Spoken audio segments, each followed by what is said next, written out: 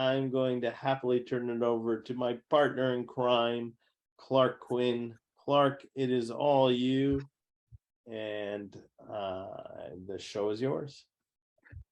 Hi, folks. Thanks. And if you've heard me before, you can tell that my voice is not as normal. Yeah, as Matt pointed out, I flew back from India and seem to have caught a bug on the way.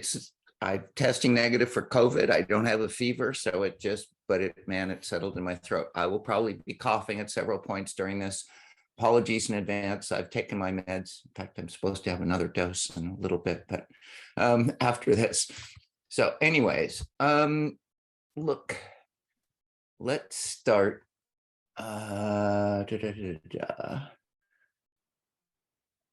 Talking about Learning Science 101. Oh, and let me, as usual, I gotta move things around because they like to throw it around. This is casual. This is a seminar. This is not a standard, course or anything. So this is the, let's see.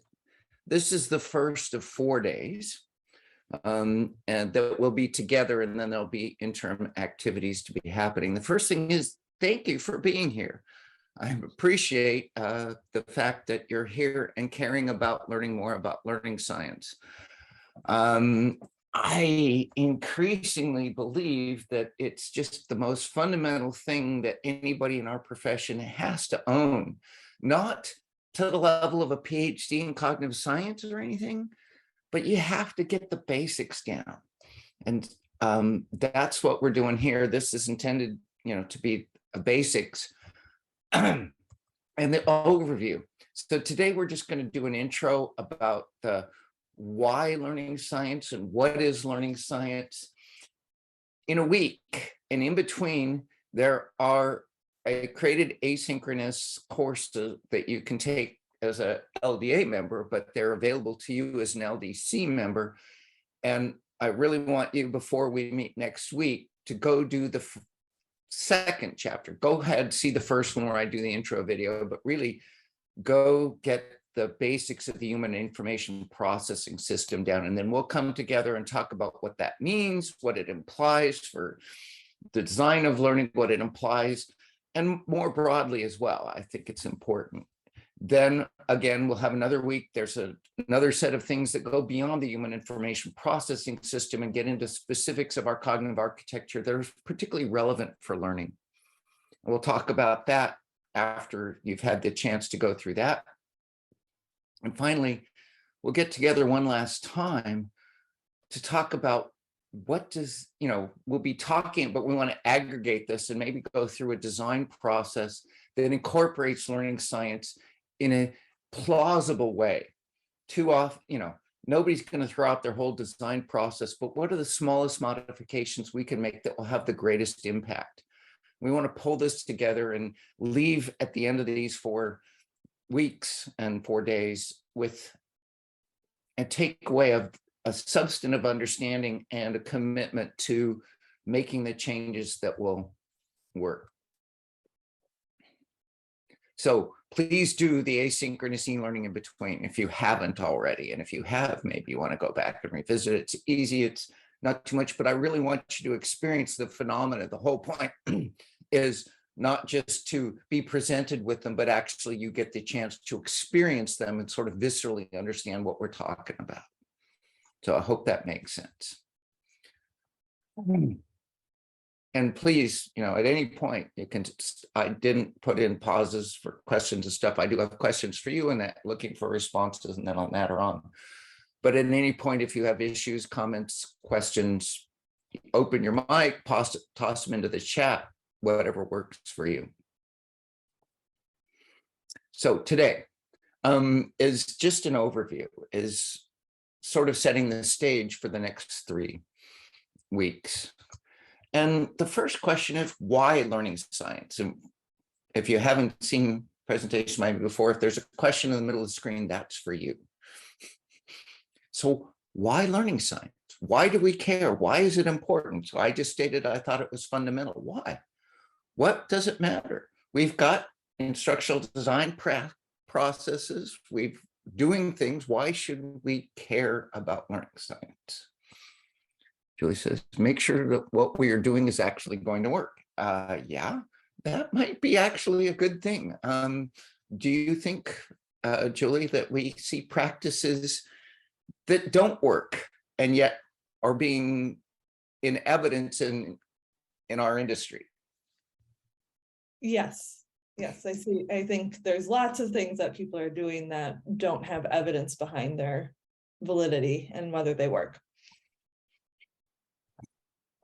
What I was doing in India last week was saying, I made the case that I think that we are carrying over a belief that we are logical reasoning beings. And I pointed to a fair amount of evidence, I think, that suggests that that belief is still extant in our learning and development practices. And so I mentioned, 6 monthly or annual reviews. If you're a formological being, it doesn't matter when you get the feedback. Once you get the feedback, you'll change, right? A lot of evidence that doesn't work. Bullet points. If we're formological beings, if we get new information, we'll change our behavior, right? It doesn't work that way. So we have some conflicts between what we practice. So the notion is maybe learning science help. Any other reasons to consider it? Aaron says, make sure what we're doing is aligned with proper and rigorous scientific method instead of assumptions and biases. Yeah. So it's not just what we might go forward with on the basis of pre-existing information or biases. It's doing what evidence has said. How do we know what the evidence says if we don't study it? And myths as well. Well, we'll get there.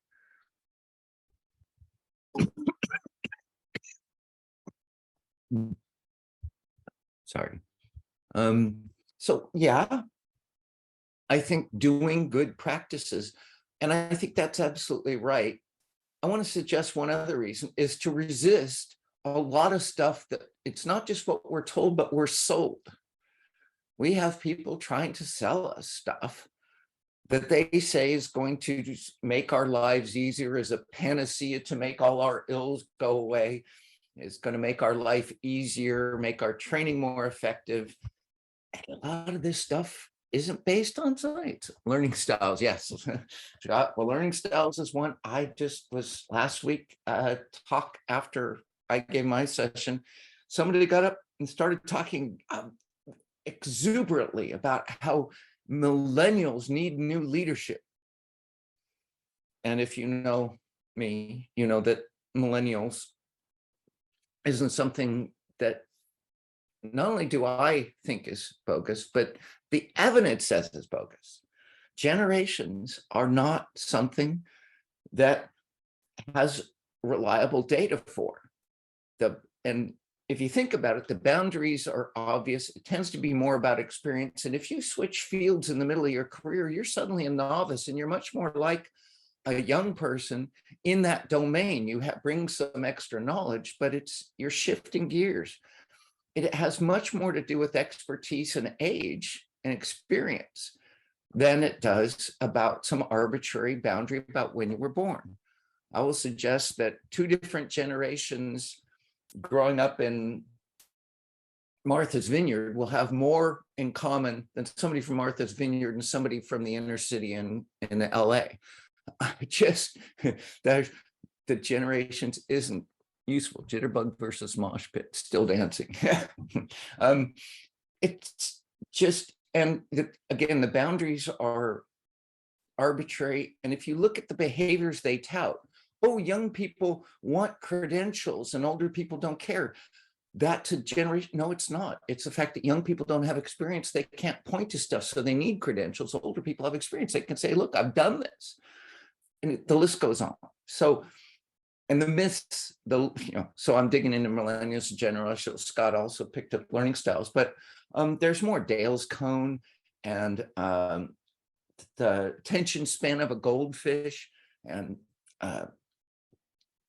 digital natives, the list, there's a whole bunch of stuff we're being sold in marketing, and products are being pitched to us on these bases, and they're not. And we could be wasting time, we could be wasting money, we could be hurting people, not just, losing lives. That's a relatively extreme, but for instance, characterizing yourself, you say, oh, I'm a NSFW. That's my learning style, not suitable for work.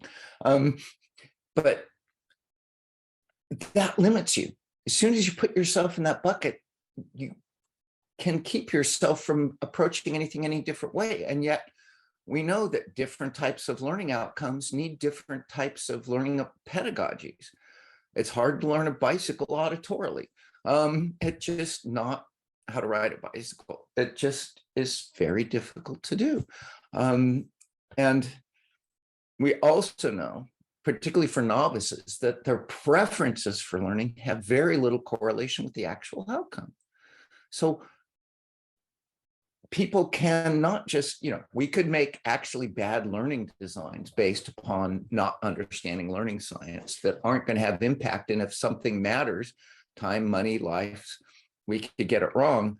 But even if we prematurely preclude people into buckets that aren't appropriate and aren't real, we're harming them to that extent. And I just think that's unconscionable and not something we should necessarily be doing. Any comments? Pisces learn better in water. Yeah, exactly. Astrology is every bit as robust as MBTI and DISC and everything else. If you want to do something, but none of that has a basis. There is a sound basis for personality psychology, at least a relatively sound one. Ocean or Hexaco, the big five they've expanded to the big six, but at least that's based not on theory, which is in one sense a shame, but on empirical data that they reliably can get people differentiate on these. So the measures they use there do seem to matter. Nonetheless, we don't really have good prescriptions on that basis. And we shouldn't use it as discrimination in hiring or employment or anything else. That's proscribed by American Psychological Association, amongst others. Understanding yourself is fine, but use a good basis. Some of these instruments, if they're based on Jungian psychology, that he just made that stuff up. And then they're not psychometrically valid as well. So there's a whole bunch of reasons why we want to understand. So again, any comments, questions, or issues on that before we move on? I see head shaking though. So, oh, Mark, you've got your hand up. Yeah, just a point, at least from the folks that I work with, excuse me, are technical experts who I'm trying to help also be trainers. And based on their 12, 16, 18, 20, how many ever years of being in an educational system, they think they know what it means to be a good trainer, be a good, learning experience facilitator. And so having some actual, being a technical expert in my own realm, I can sort of demonstrate to them, like, look, you've got your expertise, and I love that, and that's really important. I've got some expertise to share with you as well, and it's actually based on the same kind of evidence that you rely on to do your work well. So in terms of those conversations, it's really important, and I'm glad that we're going to have this opportunity to learn more with you, Clark. It's really important to be able to speak from that, from that perspective, and with that confidence. Mm-hmm. Well, absolutely, and John Alexson did a PhD thesis on talking with SMEs, particularly in university settings. And he said it's important to get good outputs. You have to establish your credibility. You have to acknowledge their credibility as an expert, but you have to establish your credibility as an expert in your own field as well. And say, look, when it comes to learning design, your intuitions aren't good. And this actually resonates nicely with, I'm sorry, Cahoots, I'm brain dead on you. But your question, how do you deal with somebody changing their mind? And it's difficult, particularly if it's tied to their identity. They have a vested interest in resisting this change, and that can be, personality styles. The best research I found, I wrote an article for this for HD when my myths book came out. They said, well, why don't you write an article that accompanies the book to help promote it? And I decided to write one on how do you confront people. I looked up what the research says about the best stuff, and it goes on. You can read Gail Sinatra and a bunch of colleagues, scientists came together and wrote the Debunker's Handbook, which you can find online. And they talk about it. And then she's gone on and wrote a book with a colleague called Science Denial, and it identifies the bases and how to deal with it and a bunch of prescriptions. The best response I've found is to first acknowledge the appeal. You have to let them know that you understand why it's appealing. Learning styles, yeah, if you've ever taught people, you recognize that they're different in the ways they learn. So acknowledge that. And then you have to say, well, and this is what I tried to do in my myths book, was what would be good if it were true, and what would be bad if it weren't true? You know, so if it's true, we can characterize people and cater design learning. If it's bad, we may limit people and put them into buckets. What does the research says? They've actually studied this. And if you can't explain the research, they've tested the instruments that measure learning styles, and they have found that they're not psychometrically valid. They don't meet the criteria for retestability and for separability, that they measure different things, and that I don't know, I'm drawing a blank right now, but there's 2 other criteria. And they did this, and there was a group, blue ribbon panel in the UK, that analyzed 13 representative learning styles out of the 71 that they found. And they found that there was actually one that did meet the minimum criteria, but it was very uninteresting. It was one dimension, and it didn't give you a lot of use. Basically, there's no reliable instruments to measure learning styles. And then another blue ribbon panel chaired by, what's his face, Hal Pashler, looked at whether training on learning styles, people had done studies, and they did a meta-analysis and found that the evidence that it actually helps is not there. The point being, you point to the research, and then finally you give them a better solution. That's the final thing. So you acknowledge the problem, you help them, appreciate what's there, you help them see how the research was accommodated to do it, and then you give them a better alternative. In the case of learning styles, it's designed for the learning outcome you need, not for the learner. So, and there's no guarantee this works. There used to be this thing called the backlash effect, that they argued if you argue with somebody, it only strengthens their convictions. Now that's become somewhat controversial. People have found that it's not true in more general circumstances. But you just can't change everybody's mind. But the other thing I say is be prepared. I like to have what I think of as a kitchen sink approach. So have examples, have stories, have data, have anecdotes. You ask them, when you learned, what's something you do as a craft or sport or hobby, and then how did you learn it? And you find out that it wasn't necessarily matched their styles. Their story to you will be about the styles, but you unpack it and find out that they, whatever it is, they probably watched some people doing it. They probably read a bit about it. They probably, did a variety of things that match what was learned as opposed to them as learners. So there is no easy answer. It's challenging, but be prepared to start by being sympathetic, hearing them. And then one thing I remember reading, if it's a complex thing, is find one thing that they're claiming and focus on that. And they'll go, oh, but this, no, let's go back to this. I don't know. That's for conspiracy theories. I'm trying not to go there. So I'm going to stop there. Does that help at all? Okay. Anybody else? Yes, that's great. Thank you. Anybody else before we move on? There we go. Okay. If not, how is learning science done?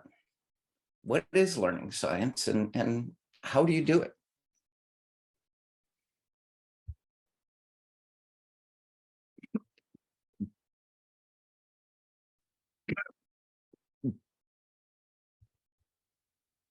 Does it involve a Bunsen burner? Um, I'm struggling to create the story where that is. I always have causal explanations while you wait. Or animal Could be- testing.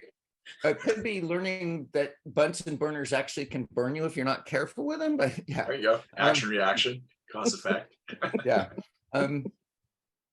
But I think it's important at this level, even at this level, to sort of understand how science is done. So science is important. And from Wikipedia, I went and looked at what they said about research, and they talked about research as a process with a number of steps. I want to go that. And the first thing is define a question. And so I've been on the board of journals and read academic, not only have I been academic and submitted research and gotten accepted and published, but I've also been on the board of journals and looked at how research happens, and I've been colleagues with people who do research. And the first thing is to find a question. And one of the first problems I see is people don't understand where their question fits in the broader picture.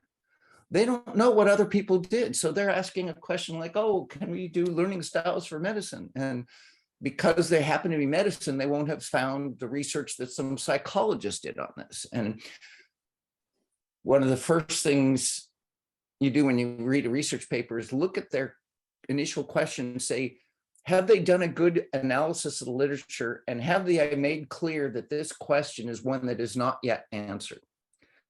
Now, there's this picture of research that says there's this giant ball of knowledge that the world has acquired. And every time the little research is making the tiniest little nick and expanding that circle in one particular place. But you got to know that place well enough and know whether it's new. And then you want to gather information resources. This is where you do that information, that literature search. And if you're a PhD student, one of the things that's most important, one of the things that's critical, you do typically in a PhD program, once you've identified your query, the first thing is you do your literature survey and you submit that and make sure that you've got it. So, and observe. So you want to look at what other research has been done, and if possible, conduct your own research. And then you form a hypothesis trying to answer that question. I believe the answer to that question is X. And you'll also create a null hypothesis that says, if it's not true, this is the case. And then you test the hypothesis by forming an experiment and collecting data in a reproducible manner. Now, and we're going to dig into this more, because to me, this is the actual experiment you do is the crux of the journal article. But then you analyze the data to see what it told you. And did it answer the question the hypothesis posed? Well, the question posed, your hypothesis, did it accurately discriminate between your hypothesis and the null hypothesis? Interpret the data and draw conclusions that serve as a starting point for a new hypothesis. Yeah.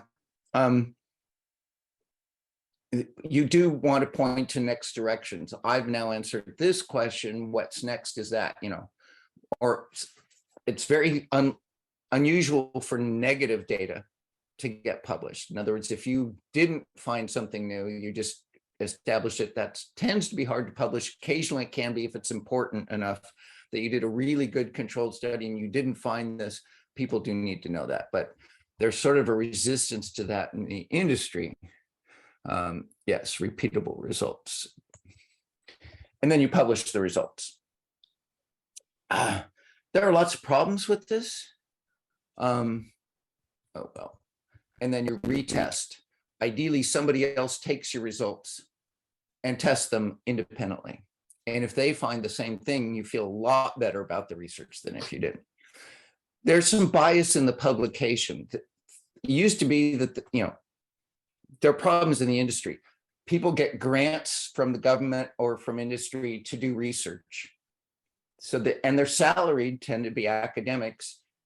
Then they submit their research to a journal of their peers who review it, and it can get rejected. And you want to have publications. So now there are, and sometimes if you're friends with people on the journal, it gets it easier to accept it. And if it's not, and then there's journals that don't really do peer reviewing. And if you pay them, they will publish your article in a supposedly peer-reviewed journal. And it's because it's an industry and there's something of value as an outcome, it has become somewhat corrupt. You have to know the reputable journals and know which ones are what they call predatory journals that people will get published in because they need publications, even though the research isn't that good. There are a lot of places things fall down in doing this. And when you find, not maybe completely surprisingly, but I think the rejection rate from journals hovers around 90%. Now, that doesn't mean they stop. They identify problems and say, please go back and fix this. And some subset of that gets fixed and some set of that doesn't. But if they're good and if they understand the problem and it's a legitimate problem, they can typically go and redo the analysis or add some extra analysis and fix that problem and then resubmit. And resubmissions do happen and get published, so that's not a bad thing. But it's really the experiment that makes the publication. You need to make sure up front that it's a question that needs answering, and you do eventually analyze the data and publish it, but it's really how you conduct the experiment and what the results are that matter.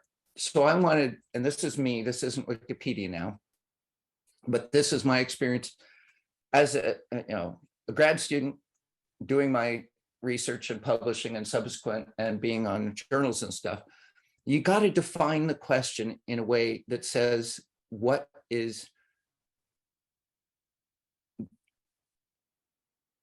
are we trying to understand? What will we learn from this? And how do we definitively assess it?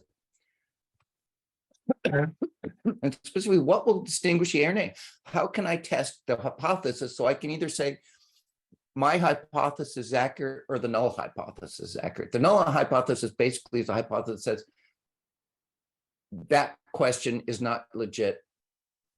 Isn't, your hypothesis of what's going on isn't really what's going on. And so we are still at the status we don't know what's going on, versus your study, your experiment has answered this question and has addressed it. And in learning science, this tends to be things like, will this treatment or that treatment yield better memory outcomes? Our goal is for you to remember this, to retain it over a period of a week. So we want to do this thing, and then a week later, we're going to test, and we're going to have enough people that this group is treated with the ordinary way and this group is treated with the new way. And if this new group tests much better a week later, we believe that this hypothesis, that this approach is better. So we create a study. And then how do you control for noise? Well, how do I keep people from reading much more about this in between that week? How do I control for their prior knowledge about this topic? And so what you do is you try and find ways. And one of them is experimental design. So I will insist that they don't read anything about this in the instructions of the experiment, or I've chosen something that's so obscure that there's little likelihood they would investigate it on their own. And then also I can test statistically their prior knowledge and use that as a covariate. So the higher you are in prior knowledge, the more we're going to subtract from your initial score type of thing. So we need to control for noise, because noise can mask a real effect. So we want to minimize noise, and our experimental design and our statistical tests will give us ways to try and have the clearest thing that if this is indeed the case, we will detect it. And then we need to find what's an appropriate subject population. There's recently been a flurry of lack of replicability in psychology experiments. And it tends to deal with the fact that a lot of the research is done in universities. And an easy subject pool are psychology students, because you can make a requirement of them attending a basic psychology course that one of the things they have to do is be a subject in an experiment. So you get free subjects. Woohoo! That's amazing because budgets are small in academia. You know why there's so much nasty politics in academia? Because there's so little at stake. That's an old joke, but the point being, so getting free subjects is good. So they did experiments, and on certain things that are on base cognitive capability, unlikely to be biased. But they did a study where they said, okay, I'm going to give Scott, well, $100, and he can keep as much of that but he has to give some to Mark. He has to choose an amount to give to Mark, and if Mark accepts the amount he's given, Scott gets to keep whatever he kept for himself out of that $100. And in the US, they found out that Mark wanted a fair amount. Scott would have to give him, I don't know, $30. And then Scott would get to keep 70, and Mark would approve that. So they said this is a universal. And then they tested it in different countries. And suddenly the results varied. In some countries, the people, Mark wanted nothing. He wouldn't accept the deal unless he got nothing, and Scott got all $100 because he didn't want any obligations. And in their culture, if somebody gives you something, you have obligations, and he didn't want them tied to this completely random thing. In other countries, Mark was happy with just $5 or $10 because he wouldn't have had it beforehand. So they found that what they thought was a robust human universal was very culturally specific. So finding the appropriate subject population, the study, but when you read a research result, you have to say, are those subjects like the people I'm talking about, or is there some variance that this doesn't really representative and I can't trust this result to apply to the people I have to design for? So that's an issue in design. So have they done good controls for noise? First of all, have they asked a question that's unique and new and hasn't been answered elsewhere? Have they distinguished, have they got a good design that will actually answer the question? If people behave the way that they are testing for, that really will determine that that's the case or not. If we're asking about memory and we're giving people recognition tests, that's different than giving them retrieval tests. So if you're giving them a list of words and saying, is the word in there? That's very different that says, what was the word we were asking for? So you have to have the right test, and then you have to control for the noise. How do we control for the noise? And you're looking at all this in the experiment to decide. And then have they done the appropriate statistical tests? If you expect a normal distribution, you can use the standard test. If you don't expect a normal distribution, you're supposed to use other tests. Did they know about this? Did they check for the reliability? And the flip side is, did they run so many tests?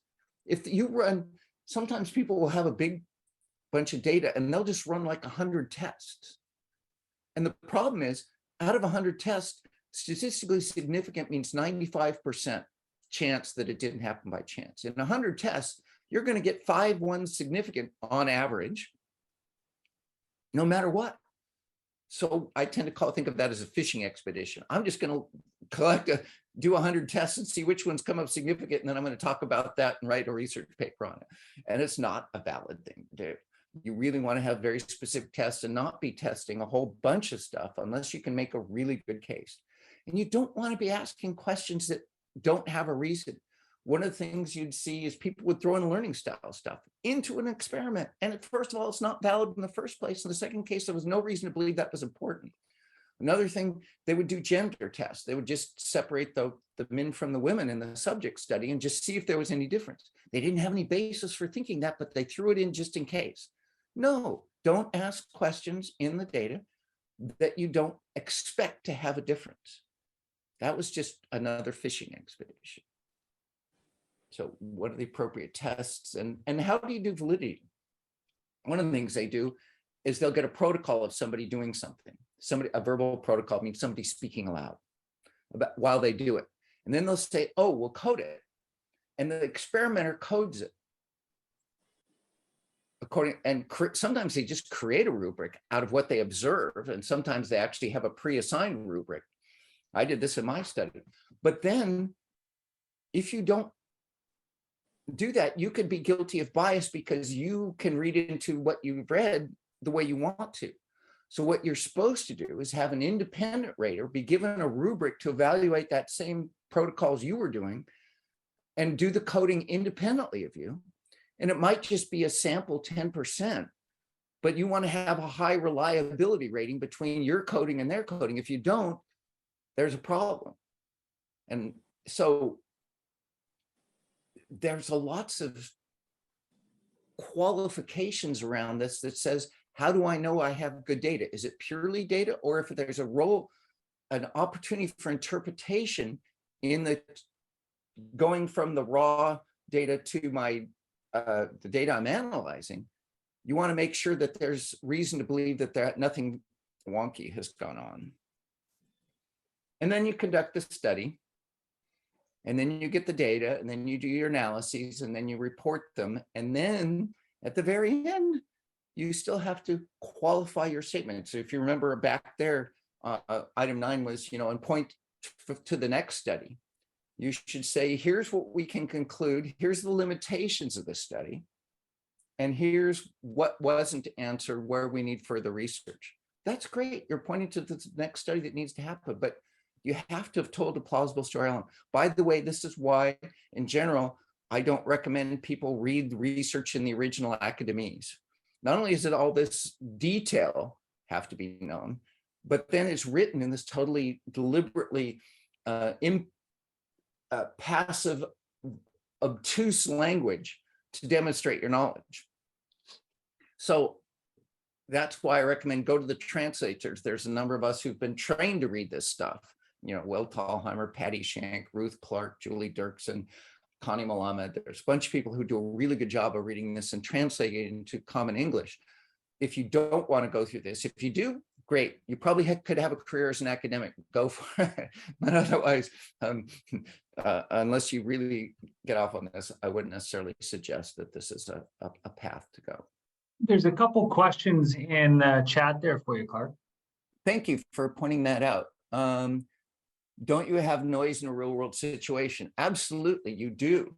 You want to minimize it, and then you want to have a statistical test that's strong enough to detect the signal despite the noise. And if the noise is too much, you won't get a signal, you won't get a valid experiment. That's the difference between laboratory experiments and real world experiments. But if you have enough people, that noise can disappear. So one of the things they do in the web world, for instance, is they'll have Amazon will try out, this group will get this, that group will do that. They've got millions of people. That strength of numbers can provide enough strength of data that the noise doesn't matter. But it's always a trade-off. How much noise do you have versus how much data do you have? And sometimes you just can't do the study you'd like to do. And I talk about business significance versus statistical significance. There are times when it's not statistically significant, yet it seems good enough that you can make a business decision on it. Mm-hmm. I don't know the statistics, but I truly believe we have to do this. And it could be wrong, but so yes, there's noise. Yes, controlling it in the quality of your design matters. You may not be able to account for all of it. And noise isn't a known. The more noise, the more carefully you're going to have to do your design to account for it. And Aaron says, I have a question about data, a question about data collection. So yes. Please, Aaron, what's your question? Hi. So I work for a company called Pluralsight, which is, we do online learning, tech training. And I'm a learning experience designer there, and I'm wanted to ask a question because one of the barriers that the learning science team often runs up against is barriers with experimental validity. So namely, you mentioned like how difficult it can be to have the budget to get enough participants to make your study valid. And then also one thing that we deal with a lot is the pressure of getting an answer to a question and a lot of, people in like marketing or sales will do things like surveys to, collect the data that they want. But one of the problems that, can come with self-reported data is that people often don't have accurate perceptions about their own learning. And so I guess the question I want to ask is, how do you like balance, I guess, sort of the need for, to be cost effective and get data quickly versus having actual like valid experimental results. I feel like this is a internal struggle of mine, very much so in my career. So I guess I'm wondering if you have any answers toward that. I have some suggestions. So yes, survey data, particularly if it's people's opinion about their own behavior, can be very inaccurate because people, particularly expertise, is compiled away, and what experts think they do and what they actually do has very little correlation. One of the things to do, and Will Collins talks about this in his performance improved smile sheets. I can't remember the exact title of it. It's over here somewhere on my shelf. But don't ask about their opinion, ask about their behavior. Ask, what are you doing? Not what do you think? To the extent that they're reporting more accurately on what they're doing, you have a greater likelihood that they're actually reporting accurately.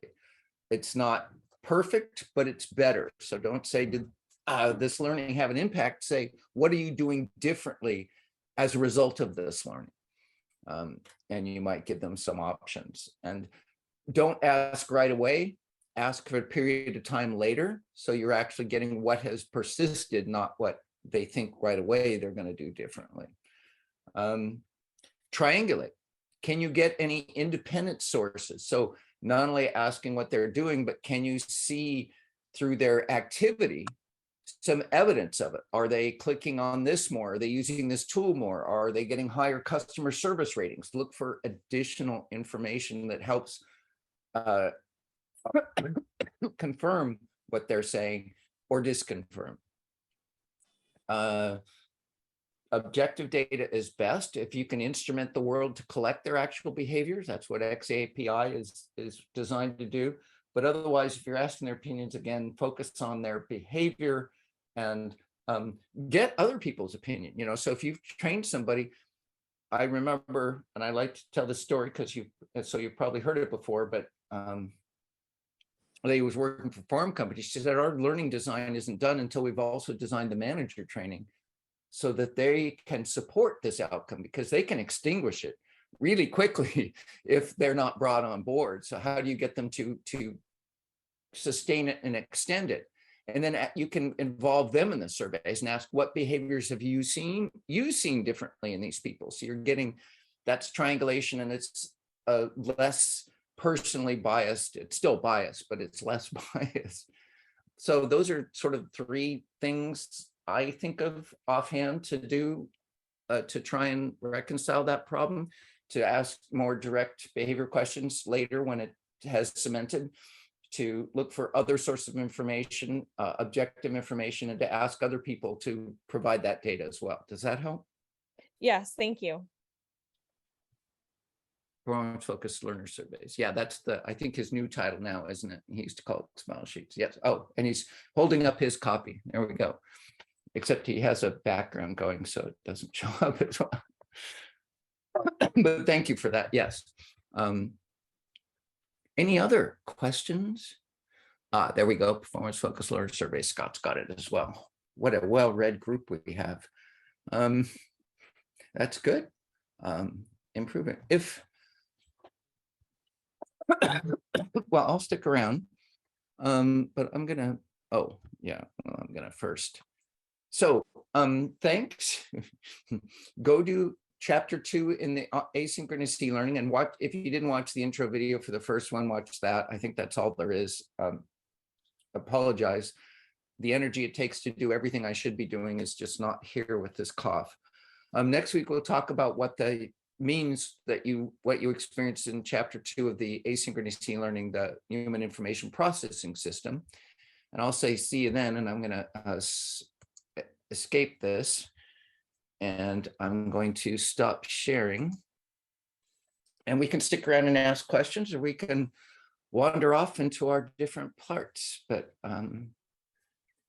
there we go. That's day 1, learning science.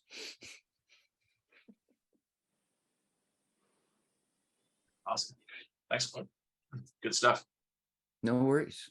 If there aren't any questions or comments, you may head off onto your own until the next event. Thanks, Clark. That was really good.